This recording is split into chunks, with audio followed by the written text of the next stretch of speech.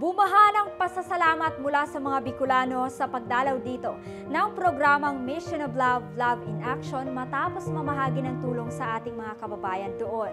Ngunit bago ang lahat, atin munang balikan ang naging karanasan ng ating mga kababayan sa naganap na makasaysayang pagbaha dito. Land of beauty and laughter ang Kabikulan dahil sa magagandang tanawin at pagiging masayahin at palakaibigan ng mga tao dito. Madalas ding tawaging uragon ang mga Bicolano dahil sa pagiging matatag at matibay nito. Ngunit nito lamang nakaraang buwan, ang masayahing bayan na puno ng trauma at takot. At ang mga uragon, sila ngayon ang nangangailangan ng magpapalakas sa kanila matapos halos malubog sa katubigan ang buong Kabikulan. Sa edad kong ito, mag-69 na ako. Dito na ako pinanganak, lahat na. Pero yun lang ang tragedya talagang pinakamalalim na tubig ng baha dito sa amin. Kasi yung huli, yung rolling na 1994, second year high school ako. Pero mas grabe to, sobra. Napakalaking baha po yun eh. Wala kaming mapuntahan, puro tubig yun sa paligid namin nun eh. Time na yun eh. Kung maglakad po kayo dyan sa kalsada, hanggang dito po ang tubig. First time po nangyari sa amin ang ganitong kalamidad nung panahong Bagyong Christine po. So, bali yung tubig po dati sa amin, kada bumabagyo, halos dito lang po sa level na to. So, bali, nung Bagyong Christine po, halos yung level po nasa muntikan na po abutin yung second floor po ng evacuation center po namin. So, first time po nangyari sa aming barangay ito na ganun kataas ang level ng tubig, ganun katindi yung baha. Nataranta kami kasi pataas habang gumagabi, lalong tumataas ang baha. Kaya nataranta kami, natakot kasi hindi namin nakalain na ganun. Sa loob po ng bahay namin talagang lampas tao ang tubig. Noon po sa amin, di po inabot ng baha, pero nung umapaw po yung ilog, inabot po yung lugar namin. Sanay din kami sa baha. Hanggang doon lang, dito sa loob ng bahay. Kasi yung mga gamit namin, iangat namin sa sopa, okay na. Hanggang doon lang. Eh nangyari, bubong na lang po talaga. Nalulungkot po kami kasi wala kaming bahay, mga gamit wala po, ubos na po sa amin. Naubos po yung mga gamit namin, wala na po sa amin. Nalubog po yung bahay namin, tapos nung madaming lupa, tapos walang gamit, nawala. Nagka-trauma talaga kami. Nagka-trauma na ako. Pakiramdam namin parang lagi kami nanganganib sa bahay, lugar na yan eh. Andito pa rin po yung phobia na sa bawat pag-ulan ay iniisip namin na panibagong baha na naman. Para ko, hanggang ngayon po parang narinig ko pa po yung mga sigaw ng mga kababayan ko na humihingi ng tulong.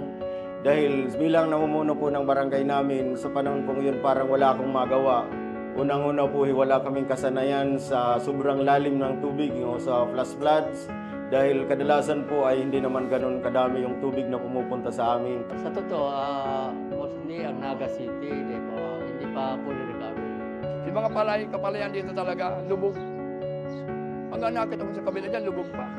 Almost 3 weeks na po kami na umaasa lang sa tulong galing sa iba't ibang NGOs, LGO, para lang mahumpayan yung pang-araw-araw na buhay namin dito. Mataas na lugar ang Bicol Region, kaya naman ayon sa mga residente sa Kabikulan, first time umano ang nangyaring ganito katinding pagbaha na siyang ikinabigla ng lahat, na hanggang ngayon ay bumabangon pa rin ang karamihan. Makikita pa dito ang mga bakas ng pinsala ng nasabing pagbaha. Kaya naman, Kahit nasa bansang UAE ang founder at directress ng programang Mission of Love, Love in Action na si Prophetess Elena Ga Carillo kasama ang God's End Time Prophet and Apostle na si Apostle Renato D. Carillo para sa Apostolic Mission Travel dito, ay hindi ito naging hadlang upang hindi maihatid sa ating mga kababayang Bicolano ang pag-ibig ng Diyos. Sa pamamagitan ng programa, tumungo dito ang Mission of Love, Love in Action program kasama ang Mission of Love team na hindi lamang basta nagbigay ng tulong kundi nagpaabot ng pag-ibig, kagalingan, lalong-lalo na ng kaligtasan sa ating mga kababayan sa nasabing rehiyon. Mula sa Naga City, Camarines Sur.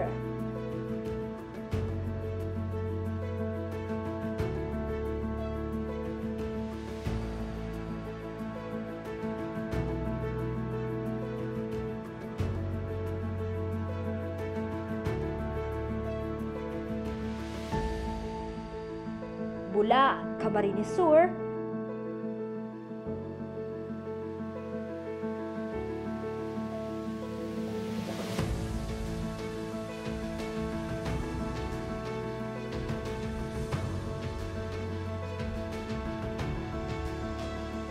Iriga City, Camarines Sur.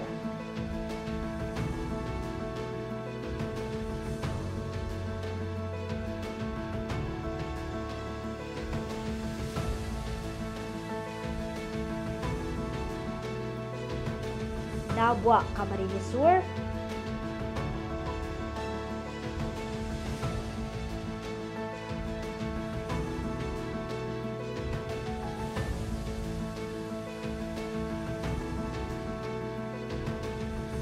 Pulangi, Albay.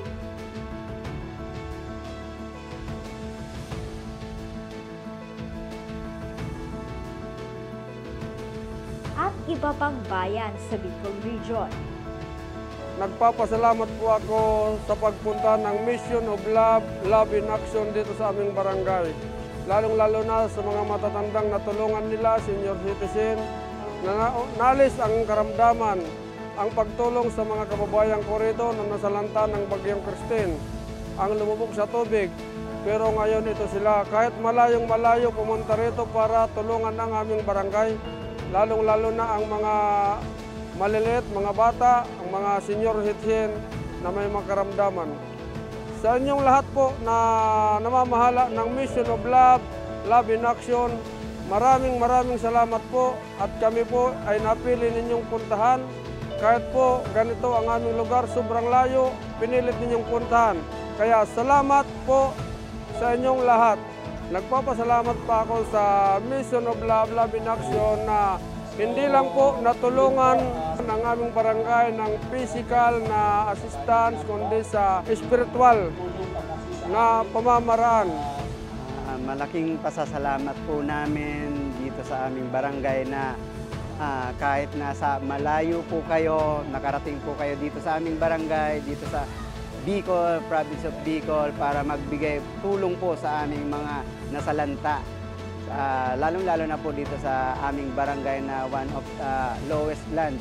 Isang malaking tulong na po ito sa aming pang-araw-araw na makakain, lalo't-lalo na wala pa po kaming maayos na trabaho dahil hindi pa nga po kami nakaka-recover. Nagpapasalamat po kami ng sobra sa Mission of Love, Love in Action kay Prophetess Elena Carillo po. Isang malaking tulong po sa aming barangay ang pagpunta nyo dito para magbigay po ng tulong sa aming barangay po. Sobrang pasasalamat po namin sa inyo. May pira man sila o wala, talaga nangailangan talaga silang tulong. Kaya po laki kong pasalamat na ito pong barangay namin ang isa sa natulungan. Thank you so much po talaga. God bless. More power pa po. Nagabos ka may matulungan pang iba. Hindi lang kami. Salamat sa inyo po na pumunta ka dito sa barangay namin na malaking utang namin sa inyo po. Hindi sa pagwa. Salamat po sa inyo dahil binigyan din kami ninyong tulong. Siyempre, hindi naman kayo kapunta dito si Lord. Salamat naman na napunta kayo dito. Tiriaya ko hindi ko alam na tears of joy dahil kahit paano andyan po kayo na tumutulong sa amin sa dito sa grupo kong ito na tumulong sa amin. Mission of Love po, Oras ng Himala, nagpapinabot ko po ang in behalf ng constituents ng Barangay Bagong Bayan ng Taos Puso kong magkasalamat sa inyo sa grupo. Nagpapasalamat po ako sa biyayang dumating po sa amin. Galing sa Mission of Love in Action po. Thank you so much po.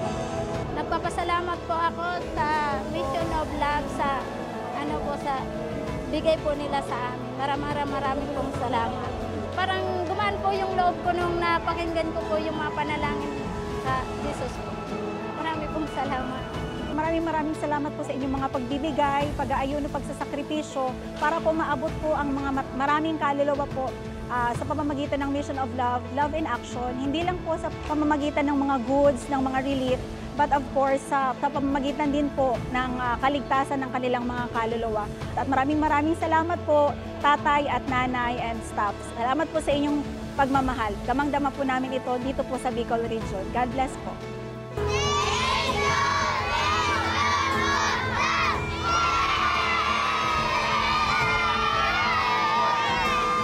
Hindi lamang basta tulong kundi pag-asa at kaligtasan ang hatid ng programa sa ating mga kababayan sa buong Kabikulan. Kaya naman maraming salamat sa inyong walang sawang pagsuporta sa programang Mission of Love, Love in Action. Hindi lamang pagkain pisikal ang ating naihandog, kundi pati ang pagkain espiritual na siyang kailangan ng ating mga kababayan. Mga minamahal, ating nakita kung gaano kahalaga ang ating pagsuporta sa programa. Kaya naman patuloy po natin itong suportahan at patuloy nating maihatid sa marami pa nating kababayan ang hindi lamang kanilang pangangailangan, kundi ang kanilang walang hanggang kaligtasan. Nariyan ang mga bank accounts ng ministry para sa inyong pagkakaloob sa programang Mission of Love, Love in Action. Ang programang patuloy na tumutulong anumang panahon, sitwasyon at pagkakataon.